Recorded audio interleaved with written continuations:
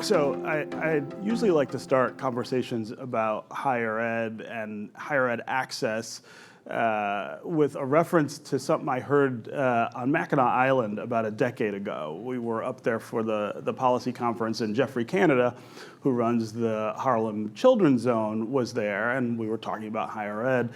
And he was talking about the tension between the idea of getting more people to college and getting more people opportunities in other ways, either through community college or skill training. And he said, I like to live by a pretty simple idea. He said, when you think about college and college access and whether you should be sending your kids to college, he said, do what rich people do.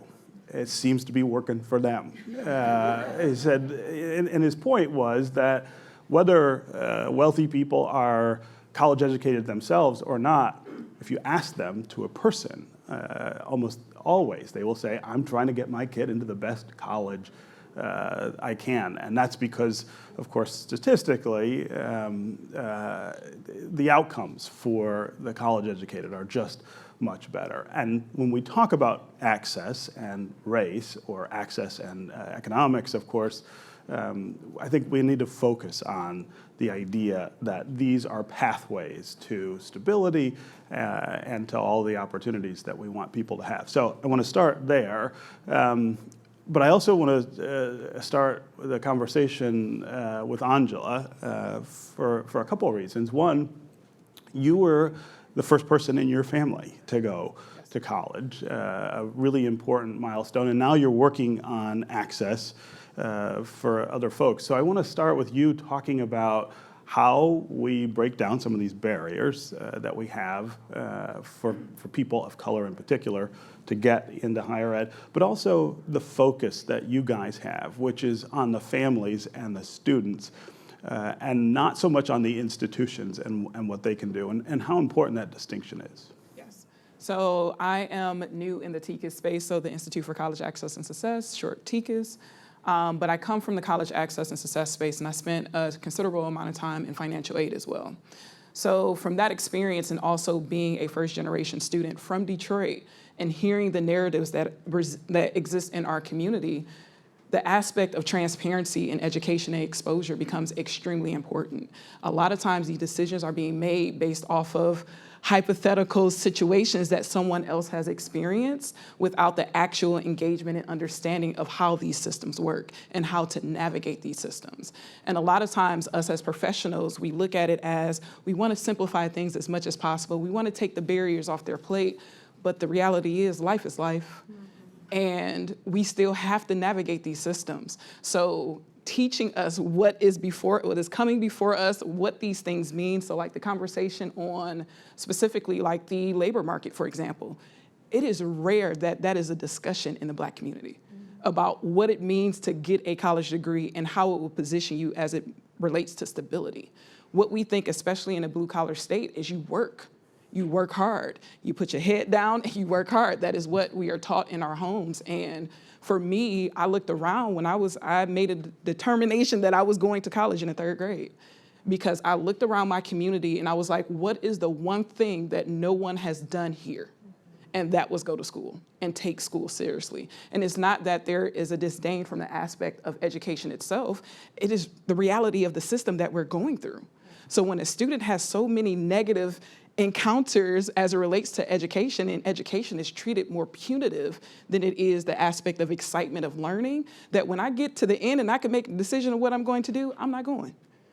And that is just the reality of the conversations that are happening. So we really had to change that narrative by the aspect of exposure and letting them know, like literally when I sit a family down and have a conversation with them about what this means for them, they can have been the most combative family. Like I literally gotten calls from schools like, could you please come talk to this student?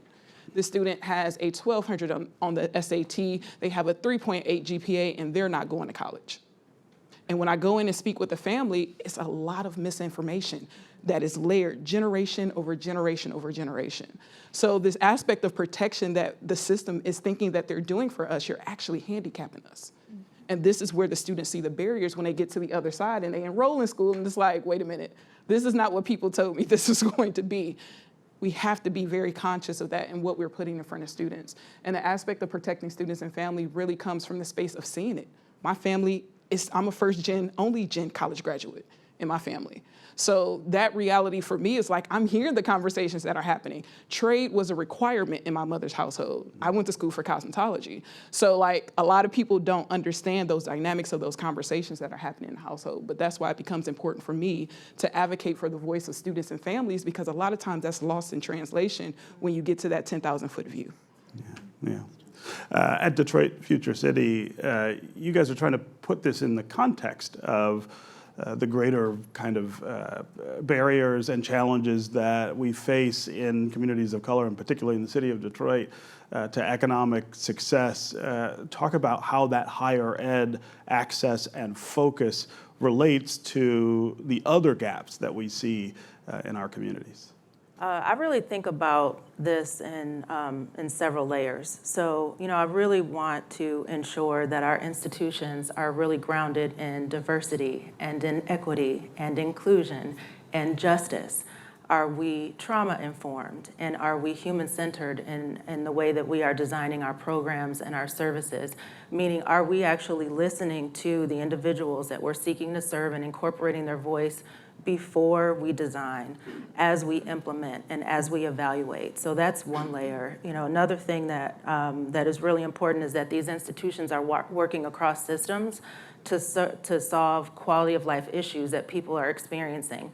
They're not just coming to U.S. students. There are housing issues and transportation issues and childcare issues and all kinds of things that they're experiencing at the environmental level, at the community level, and in society. We come, to your doors having experienced a whole host of things that somebody at your office may not have experienced before. So that it's really important to be working across systems as an institution to address those quality of life issues. And one other layer I'll just kind of speak to briefly is just the partnerships. How are these institutions partnering with organizations who may be employers and organizations who could be institutional partners? What does that partnership look like? And are you also requiring that those partnerships are grounded in DEI and trauma-informed care and also human-centered? Are we requiring the institutions that we send young people to for employment to be good corporate citizens? Or are we setting them up to be in something cyclical and creating more trauma in the process? So those are some things that we kind of think about as like, we need to be grounded in certain human-centered principles, and we also need to be removing barriers across institutions, doing that back work. We look at the numbers, but also pair that with the human experience, and be removing these barriers behind the scenes as a system, so that these individuals are not having to cross this barrier and this barrier and this barrier for like systems that they didn't create. So, could you talk a little more about what some of those invisible to many of us barriers look like? There's so many. I guess I'll give like a personal experience without giving too many details. A young person in my family is a caregiver to an individual who has to have round-the-clock care. And they're also a college student. And so what that means for them is that they are limited in their earning potential, and what they're able to do on a daily basis as a student looks very different than the folks that they're in school with. But you also have a housing shortage. I don't know if like the average person who is experiencing housing systems knows that we have a housing shortage, but as a system we know that. So are we working together to solve those things? I mean, every aspect of the quality of life that we experience as humans, our students come into having all of these layers that they have to navigate. So they're not just students, they're also experiencing the trauma of these systems. Yeah. This is the context in which we're talking about growing talent, growing the population here in the state of Michigan. It's a pretty big hill that sits in front of us. But talk about how we disrupt the things that we just heard, I guess from a state level and from the level of policy making in order to get more people to want to stay here, and then, of course, to come here as well. So how do we disrupt, right? First of all, I think we can't disrupt unless you actually know what these barriers are, right? Really understanding. I know that within the council we've created very high-level recommendations, but we also have to go to our actual population and see what are the issues facing Michiganders specifically, those who are housing insecure, the mental health issues that are going on, right, for students, the supports that are actually needed. We can say, yes, great, okay, now you've gone to college and here's your path to a job, but what are all those supports that are needed within every single semester to help that student get through and get to that job? And the work that I do with our Employment Equity Learning and Action Collaborative, ELAC, is also we've been focusing on what do workplaces need to do to be able to help their worker stay in that job, retain that job, and advance in their job as well, right? So when we think of policy recommendations, we typically go high level, but I feel like we need to get into the minutia of it all in order to be really able to help Michiganders get through that trajectory and stay in Michigan. Yeah. How do we do that, though, from a state level? And again, from a policy level, how do you connect it to those things? Well, I think, honestly, because I'm on the council, I'm appreciative that there are 4 different work groups that are working on all those different things. But I think at this point, what also has to happen is there needs to be that collaboration between those work groups to be able to see where there's those alignment points in between them, right?